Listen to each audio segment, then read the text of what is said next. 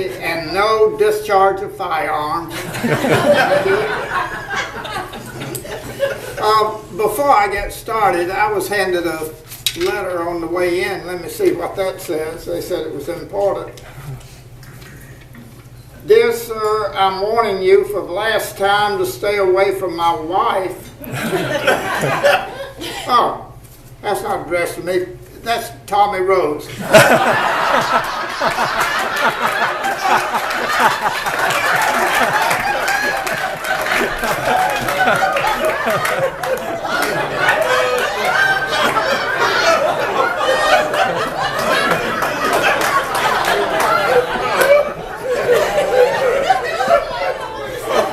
I'm trying to carry on, but I got a terrible headache, and the doctor can't find the reason.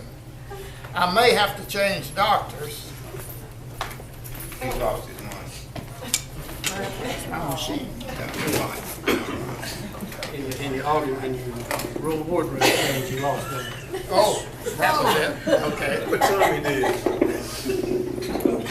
That was sick of There we go. Don't buy your microphone at Walmart.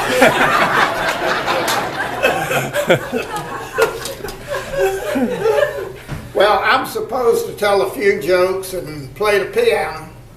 But to tell the truth, I haven't played the piano since I was here last year. So let me see if I still remember how. Bear with me just a few minutes.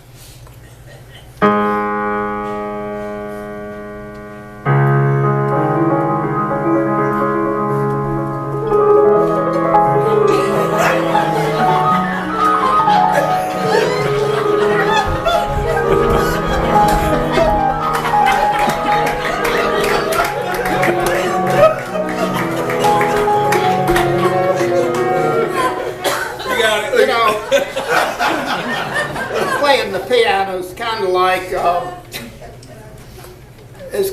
riding a bicycle. It comes right back to you. So I'll go on from there.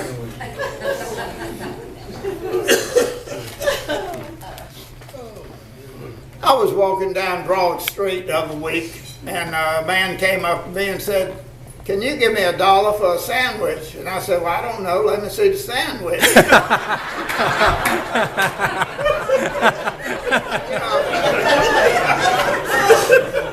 When somebody tells a joke like that on TV, it always gets a laugh because it's followed by a cymbal crash.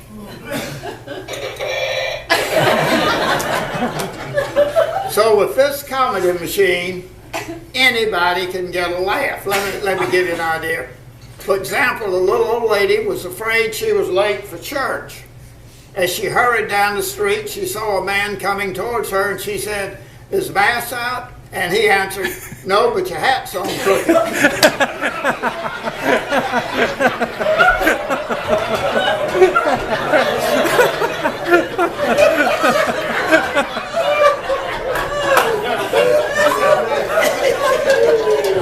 I feel like this machine is the greatest thing since the hula hoop, but I digress.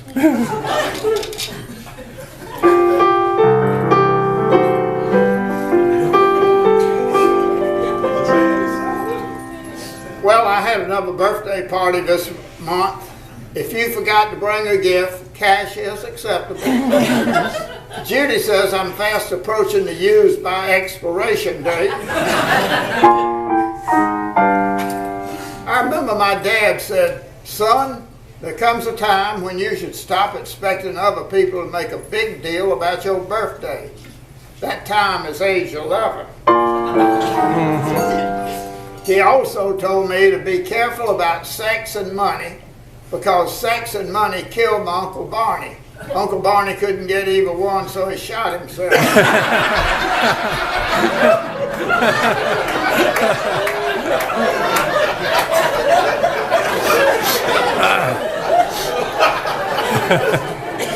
I think some of the best advice he gave me, though, was never acknowledge the man at the next urinal.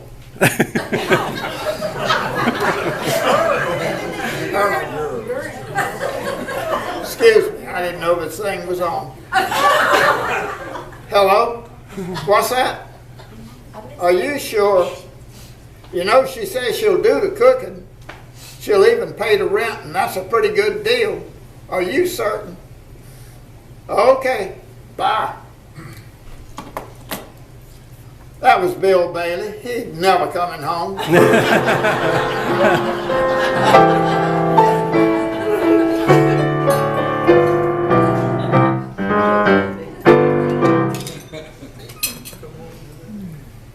At breakfast this morning, I told Judy that if I should die, she should immediately sell all my belongings because I knew she'd remarry and I don't want some other jerk using my stuff. She said, what makes you think I'd marry another jerk?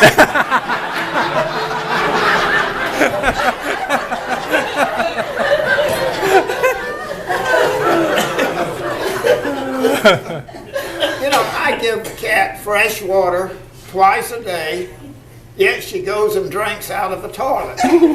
Judy said, that's because the toilet water is fresher and cooler. Now, how does Judy know that?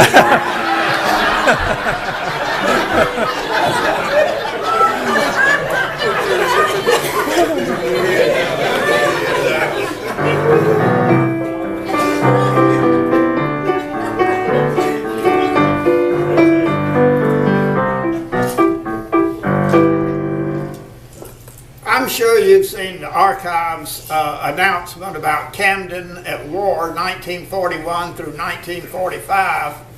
So I thought I'd add some things that I remember that were going on in Camden at that time when I was a kid. One big thing that I was excited about was Bonnie and Clyde's car that was on exhibition in front of a fashion shop at the corner of Broad and DeKalb Street. For 25 cents, you could walk around and look at the bullet holes. For another 25 cents, you could sit behind the steering wheel. It was a real surprise to me to learn that Bonnie and Clyde drove an old Hudson Terraplane with a bad transmission. Another big event was when they brought a whale to town. It was on a flatbed truck parked in front of the Hagler Theater at the corner of Broad and Rutledge Street. This was during the summer, and the truck had no refrigeration. So you could smell this whale up to Lancaster. I didn't eat seafood for about 10 years after that. And I don't even want to talk about a whale blubber sandwich.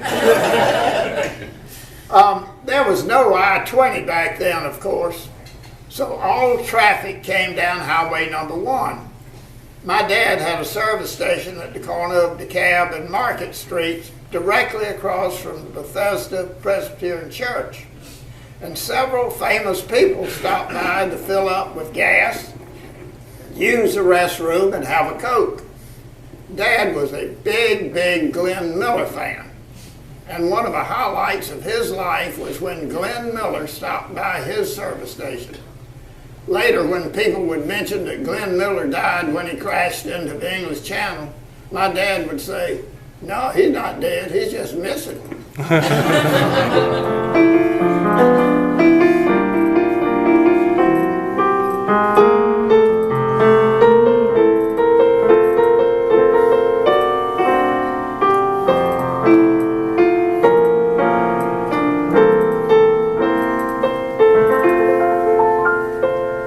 For you young whippersnappers, that was Glenn Miller's theme song.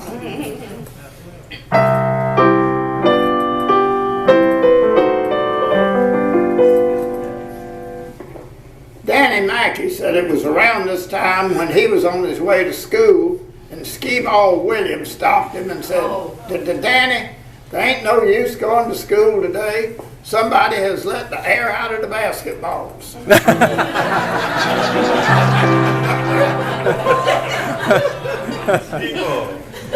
I saw a sign in Fat's restroom that said, employees must wash their hands.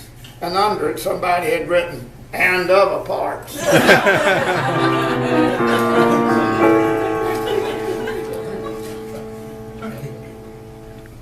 In a rare display of party unity, the City Council of Las Vegas voted on a motion to allow ladies to swim topless in all the public pools.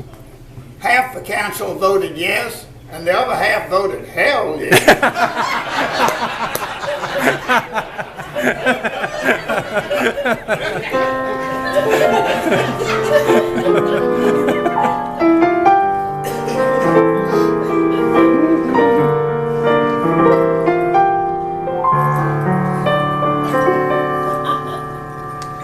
We were watching the movie The Affair to Remember the other night, and Judy said, I was at Winthrop when I first saw this movie. I guess this is my very favorite movie. I replied, Casablanca is my favorite movie. I like when Ingrid Bergman says, aren't you going to light my fire? And Humphrey Bogart says, yeah, I was just looking over your kindling wood.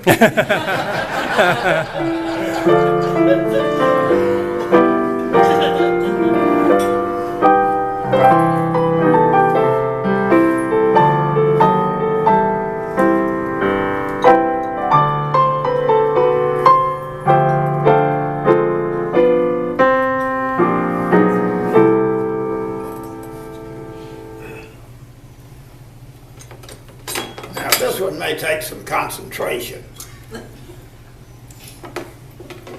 Oh, Lord. In the early days, living in the squalid apartment, all three shared dreams of success. In the end, however, Bob the Spoon and Ernie the Fork ended up in an old silverware drawer. The only one to find fame and fortune was Mac the Knife.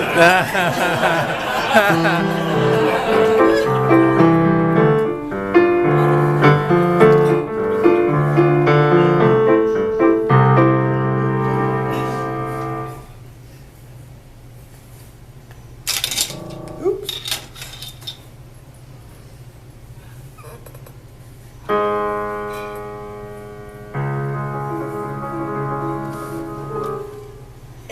That's not the one.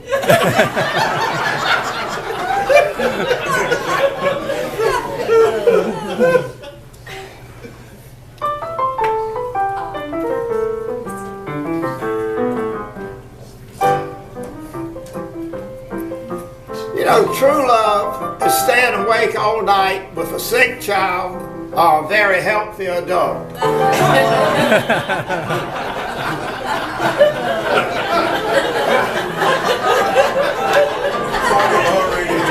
When our dog died, I told my son, God called Sluggo home to heaven. My son said, what's God want with a dead dog?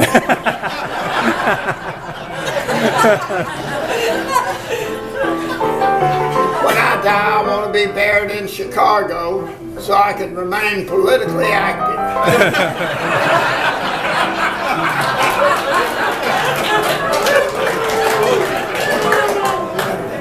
And the policeman said, can you describe the man who hit you? Sure, that's what I was doing when he hit me.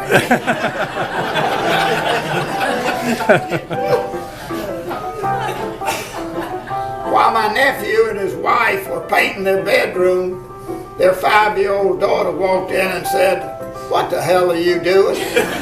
My nephew said, where the hell did she learn to talk like that?